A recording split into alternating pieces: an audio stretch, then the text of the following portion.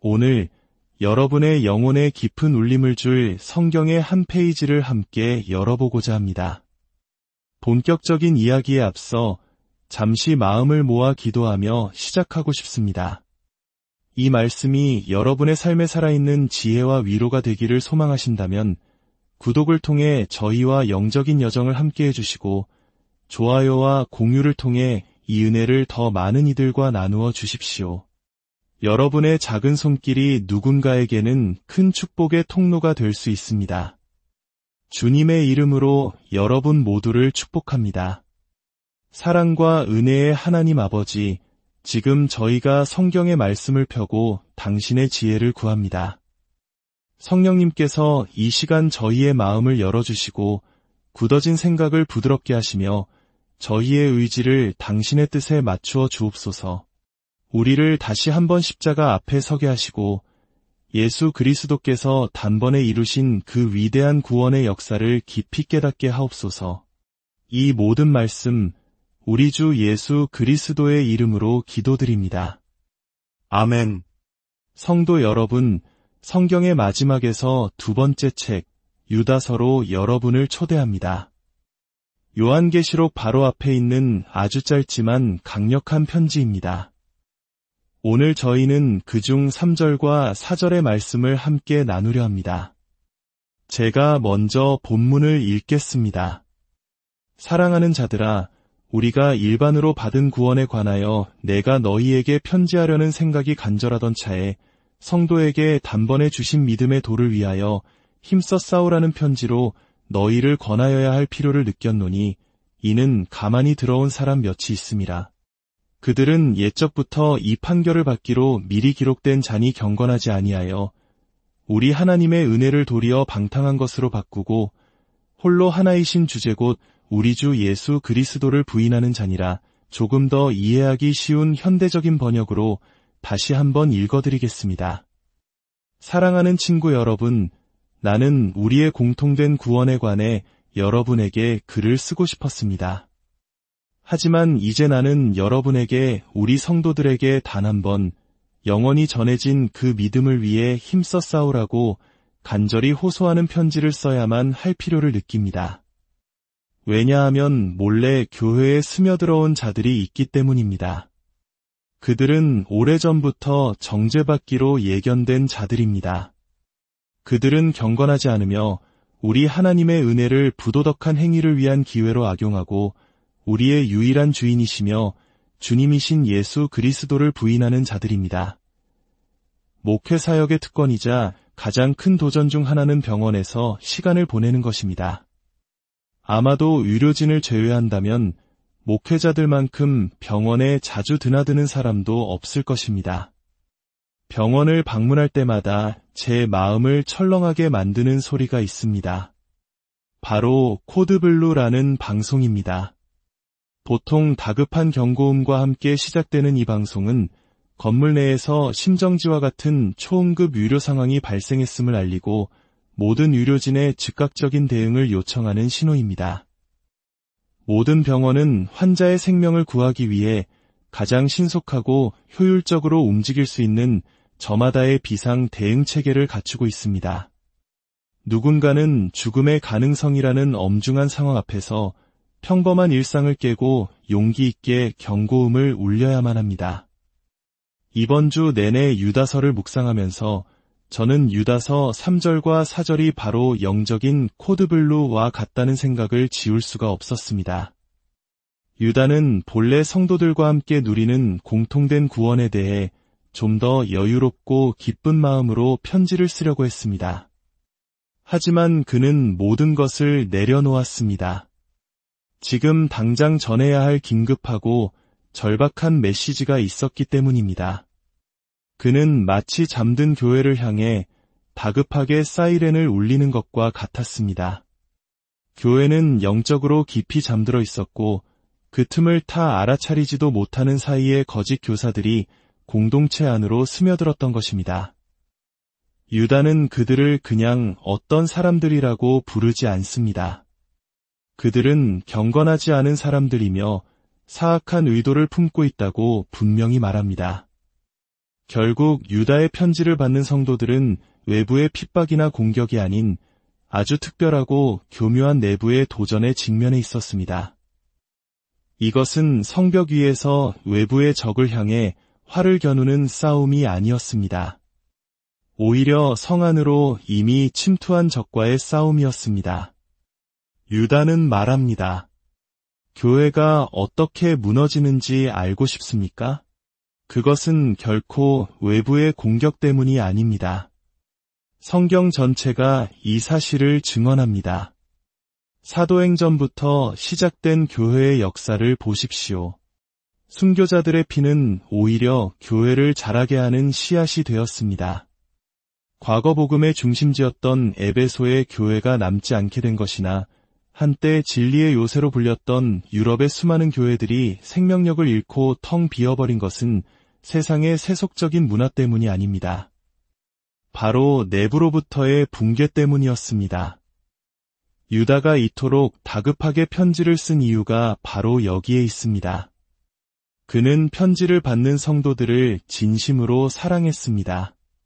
그는 양들을 돌보는 목자였고 편지 곳곳에서 사랑하는 자들아라고 부르며 자신의 깊은 애정을 표현합니다. 그는 자신과 편지를 읽는 이들 모두가 동일한 구원의 은혜를 받은 동반자임을 잘 알고 있었습니다. 바로 그 사랑 때문에 그는 이토록 간절하게 호소하고 있는 것입니다. 이 그림을 우리 마음속에 명확히 그리는 것이 중요합니다. 유다는 지금 부드러운 제안을 하고 있는 것이 아닙니다. 이것은 긴급한 외침입니다. 병원에서 코드블루가 울리면 누군가는 온갖 응급장비가 실린 크래시 카트를 끌고 최대한 빨리 현장으로 달려갑니다. 1분 1초가 생사를 가르기 때문입니다. 유다는 지금 영적인 크래시 카트를 밀며 교회로 달려가고 있는 것입니다.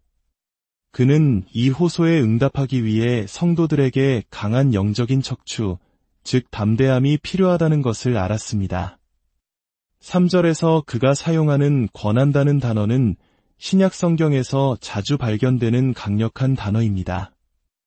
로마서 12장 1절에서 사도 바울이 그러므로 형제들아 내가 하나님의 모든 자비하심으로 너희를 권하노니 라고 말할 때 사용한 바로 그 단어입니다. 간청하다, 촉구하다라는 뜻입니다. 유다는 지금 이렇게 외치고 있는 것입니다. 내가 여러분에게 간절히 호소합니다. 여러분은 믿음을 위해 싸워야만 합니다. 여기서 힘써 싸우라는 동사는 더욱 놀랍습니다. 헬라어 원어는 아고니조마이인데 이 단어의 중심에는 고뇌, 즉 애고니라는 의미가 담겨 있습니다. 이것은 엄청난 노력을 요구하는 처절한 싸움을 의미합니다. 유다는 말합니다. 이 싸움은 여러분의 모든 것을 쏟아부어야 하는 힘겨운 싸움이 될 것입니다. 어설픈 태도로는 결코 이 싸움에서 이길 수 없습니다. 여러분은 믿음을 지키기 위해 굳건히 설 준비를 해야 합니다. 주목해야 할 점은 유다가 그냥 믿음이 아니라 그 믿음이라고 말했다는 것입니다. 이것은 우리가 주관적으로 느끼는 신념이나 감정을 말하는 것이 아닙니다. 이것은 객관적인 진리의 체계, 즉 변하지 않고 영원한 복음의 핵심을 의미합니다. 이 진리는 이미 사도들을 통해 단번에 그리고 완전하게 우리에게 주어졌으며 모든 세대의 성도들에게 위탁되었습니다. 17세기의 청교도 신학자 토마스 멘트는 유다서에 대한 주석을 썼습니다. 그의 주석은 유다서 1절부터 4절까지 단 4구절을 해설하는 데에만 A4 용지로 170페이지에 달했습니다. 그는 그 믿음에 대해 이렇게 설명했습니다. 이것은 인간이 발명한 것이 아니라 하나님께서 주신 것이다. 우리가 찾아낸 것이 아니라 하나님 자신께서 우리에게 맡기신 것이다. 우리가 영원을 위해 지키도록 우리에게 위탁된 것이다. 그는 1677년에 세상을 떠났지만 그가 남긴 메시지는 시대를 초월하여 오늘날 우리에게도 동일한 도전을 줍니다. 만약 맨튼과 같은 청교도 신학자들이 그들의 시대의 믿음을 위해 싸우지 않았다면 지난 400년의 교회 역사는 지금과는 완전히 다른 모습이었을 것입니다. 이것이 바로 모든 세대에서 이 싸움이 그토록 중요한 이유입니다. 지금 주일학교 교실에서 우리 아이들에게 무엇을 가르치고 있는지가 바로 이 문제와 직결됩니다. 이것은 어른들만의 이야기가 아닙니다. 우리 자녀들이 어릴 때부터 주의 교훈과 훈계로 양육받아야 할 이유가 여기에 있습니다. 사도들이 전한 복음, 이 단번에 주어진 믿음은 그저 여러 좋은 생각들의 모음이 아닙니다. 시대의 흐름이나 문화적 도전에 따라 재해석하거나 재구성할 수 있는 개념이 아닙니다. 복음은 오직 하나뿐입니다. 이것이 오늘날 우리가 사는 상대주의 시대에 얼마나 큰 도전이 되는지 모릅니다. 많은 사람들이 이렇게 말할 것입니다. 설마 그럴 리가요. 모든 종교는 동등하게 가치 있는 것 아닌가요? 우리는 모든 사람을 포용하고 수용해야 합니다. 어떻게 단 하나의 진리만이 유일한 권위를 갖는다고 주장할 수 있나요?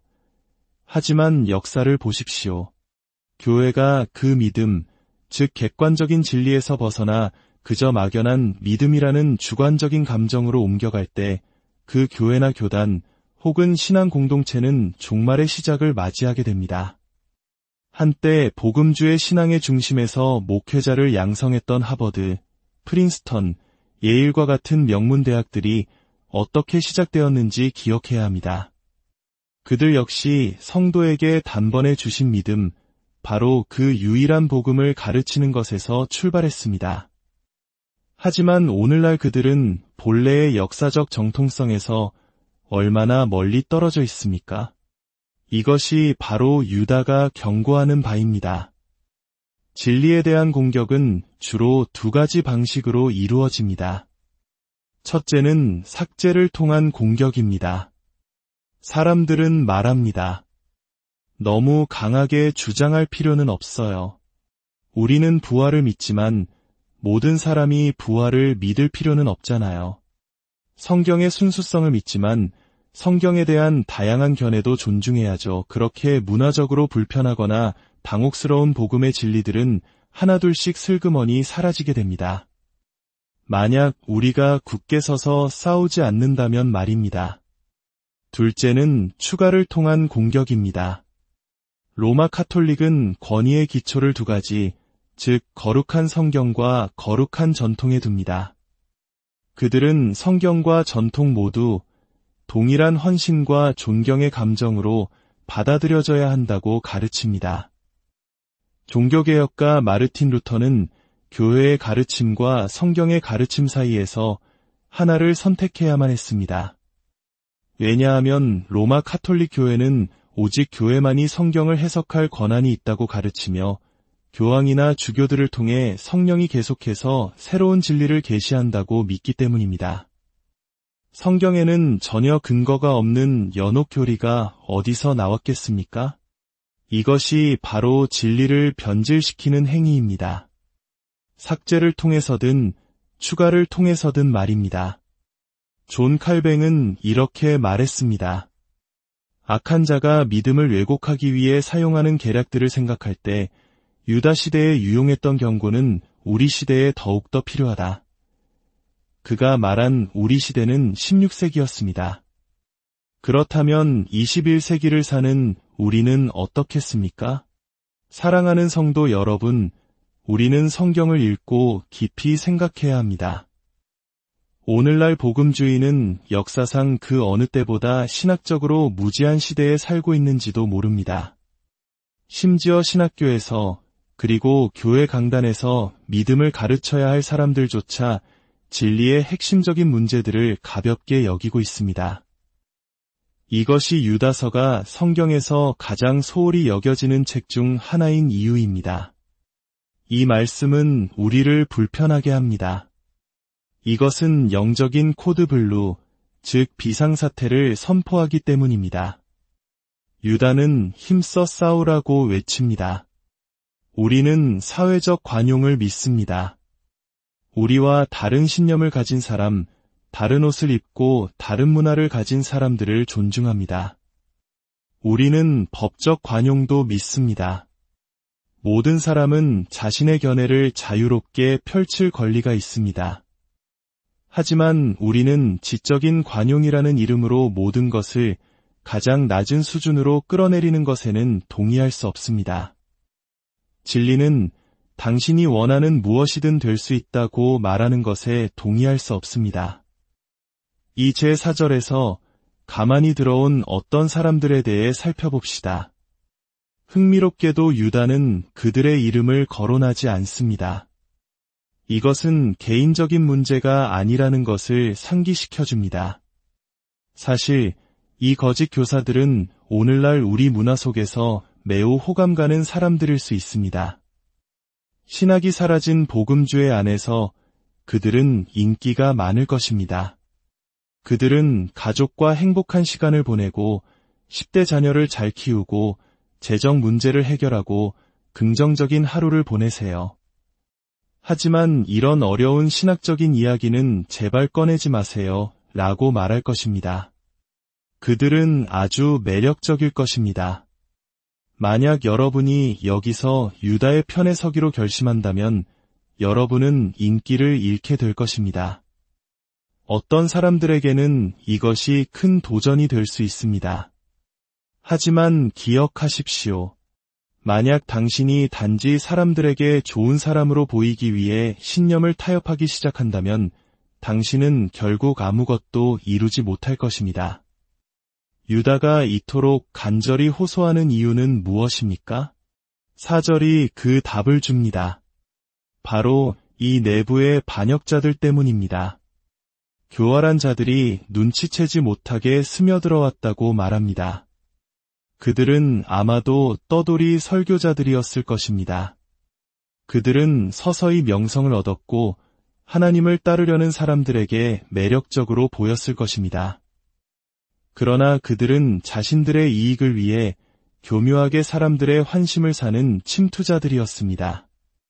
그렇다고 해서 하나님께서 이 상황에 놀라셨을 것이라고 생각해서는 안 됩니다. 4절은 이 사람들이 오래전부터 이 심판을 받기로 미리 기록된 자들이라고 말합니다.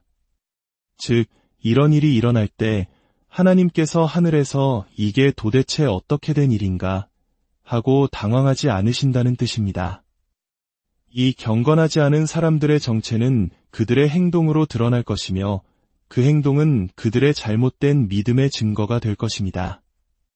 그들은 무엇을 합니까? 첫째, 그들은 우리 하나님의 은혜를 방탕한 것으로 바꿉니다. 둘째, 그들은 우리의 유일한 주인이시며 주님이신 예수 그리스도를 부인합니다. 그들의 경건해 보이는 겉모습 아래에는 파렴치한 본성이 숨겨져 있습니다. 그들의 메시지는 하나님의 은혜를 방종의 면허증으로 바꾸는 것입니다. 갈라디아서에서 사도 바울이 싸웠던 율법주의, 즉 이것도 해야 하고 저것도 해야 구원받는다고 가르치는 것의 정반대편에 있는 것이 바로 유다서가 경고하는 반율법주의입니다. 이들은 더 엄격해져야 한다고 말하지 않습니다. 오히려 좀 더 가벼워져도 괜찮다고 말합니다. 두려워 말고 우리가 하고 싶은 대로 해도 괜찮다고 속삭입니다. 복음은 죄인들을 향해 있는 모습 그대로 오라고 초대합니다. 깨끗해진 후에 오지 말고 더러운 모습 그대로 오라. 주님께서 당신을 깨끗하게 하실 것이다. 이것이 복음입니다. 그러나 거짓 교사들은 이 메시지를 교묘하게 비틉니다. 당신은 있는 모습 그대로 머물러도 괜찮다. 이것이 그들의 메시지입니다. 여전히 죄를 지어도 괜찮아. 하나님은 사랑이시니까. 용서라는 게 있잖아. 그들은 복음을 부도덕을 위한 연막으로 사용합니다. 신학자 싱클레어 퍼거슨은 이 점을 날카롭게 지적했습니다. 우리는 종종 하나님이 우리를 있는 모습 그대로 사랑하신다는 말을 듣습니다. 그러나 진실은 이것입니다. 아담의 타락 이후 하나님께서 있는 모습 그대로 사랑하신 존재는 단 한 분뿐입니다. 바로 예수 그리스도입니다. 우리가 잊고 있는 사실은 우리의 본성 그대로의 모습이 바로 그리스도를 십자가에 못 박았다는 것입니다. 성경적인 관점은 다릅니다. 하나님은 우리가 어떤 모습임에도 불구하고 우리를 사랑하십니다. 이것은 미묘한 차이가 아닙니다. 이것은 신앙의 근간을 뒤흔드는 절대적인 차이입니다. 이러한 도덕적 타락은 필연적으로 교리적 타락으로 이어집니다. 그들은 우리의 유일한 주인이시며 주님이신 예수 그리스도를 부인합니다. 이것은 자신의 부도덕한 선택에 맞춰 하나님에 대한 견해를 바꾸려는 유혹과 같습니다. 우리는 하나님의 진리의 말씀 앞에 무릎 꿇고 예수님은 나의 주인이시며 나의 주님이시며 나의 왕이십니다. 나에게는 다른 선택권이 없습니다. 라고 고백하든지 아니면 이건 괜찮을 거야 라고 말해주는 다른 곳을 찾아 떠나야 합니다. 우리 삶에서 성경의 권위에 대한 가장 큰 위협은 아마도 우리 자신의 경험의 권위일 것입니다. 하나님께서 이것이 잘못이라고 말씀하시는 것을 알지만 그분도 이해해 주실 거야. 왜냐하면 이건 너무나 옳게 느껴지거든. 이 생각이 얼마나 많은 가정을 무너뜨리고 얼마나 많은 영혼을 파괴했습니까? 결론은 이것입니다. 만약 우리가 진정한 그리스도인이라면 우리에게는 예수님께서 가르치신 것 외에 다른 것을 믿을 자유가 없습니다. 그리고 우리에게는 그분이 요구하시는 것과 다른 방식으로 행동할 자유가 없습니다. 그리스도의 보호하시는 사랑의 울타리 밖으로 나가는 것이 얼마나 어리석은 일이겠습니까? 그분께서 우리를 너무나 사랑하시기 때문에 그분의 말씀 안에서 우리를 안전하게 지키기를 원하십니다. 목자였던 유다는 양떼가 침략당하고 파괴되는 것을 가만히 앉아서 지켜볼 수 없었습니다.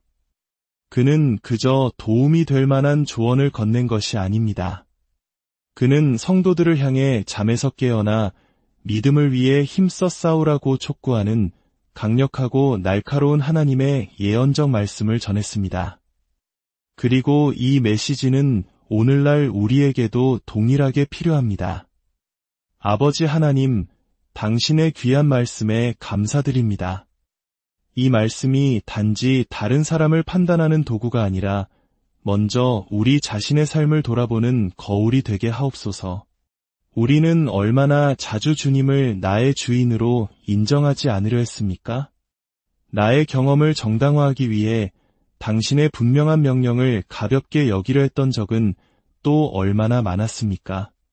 주님, 이 엄중한 진리를 마주할 때 우리에게 그리스도의 온유함과 겸손함을 주시고 동시에 자신의 시대의 믿음을 위해 굳건히 섰던 믿음의 선조들과 같은 담대함을 허락하여 주옵소서. 깨어라, 일어나라, 전진하라. 우리에게 말씀하시는 주님의 음성을 듣습니다. 우리 주 예수 그리스도의 이름으로 기도합니다. 아멘. 오늘 함께 나눈 말씀이 여러분의 삶의 깊은 성찰과 새로운 결단의 계기가 되기를 바랍니다. 주님의 평안이 여러분과 여러분의